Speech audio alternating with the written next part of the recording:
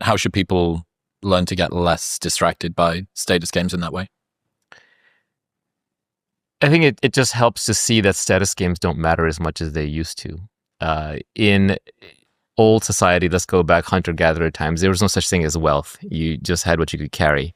There was no stored wealth. So wealth games didn't really exist, wealth creation games. All that existed was status games. If you were high status, then you got what little was available first. But even back then, you had to earn your status by taking care of the tribe. Now we have wealth creation where you can actually create a product or a service. You can scale that product or service and you can provide abundance for a lot of people. And that's not zero sum. That's a positive sum game. I can be wealthy. You can be wealthy. We can create things together. And clearly, since we are all collectively far, far wealthier than we were in hunter-gatherer times, wealth creation is positive. But status is limited. There's limited status to go around. It's a ranking ladder. It's a hierarchy. And so to rise in status, somebody else has to lower in status. Now, you can have multiple kinds of status, so you can expand some kinds of status, but it's not like wealth creation where it can go infinitely, where we can all be, living in the stars with moon bases or Mars colonies or what have you. So just realize that status games are inherently limited.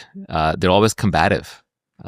They always require direct combat, whereas wealth creation games can be just you're creating products. You don't have to fight anybody else. Yes, in the marketplace, your product has to succeed, but that's not quite the same as invective against other people or being angry with other people or feeling pushed down or pushed up or having a beef with somebody. So I would argue that wealth creation games are both more pleasant. They're positive sum, and they actually have concrete material returns. If you have more money, you can buy more things. Show me where you can exchange your status at the bank. Exactly. Yeah, it's vague and it's fuzzy. Now, you see people get rich, they have money, what do they want? They want status. So they go to Hollywood, start starring in movies, they donate to nonprofits, they go to Cannes or Davos or what have you, and they start trying to trade the money for status. So, people always want what they don't have. And we are evolutionarily hardwired for status because, as I said, wealth creation didn't really exist until the agricultural revolution, when you could store grain, and then the industrial revolution took it to another level, and now the information age is taking it to yet another level.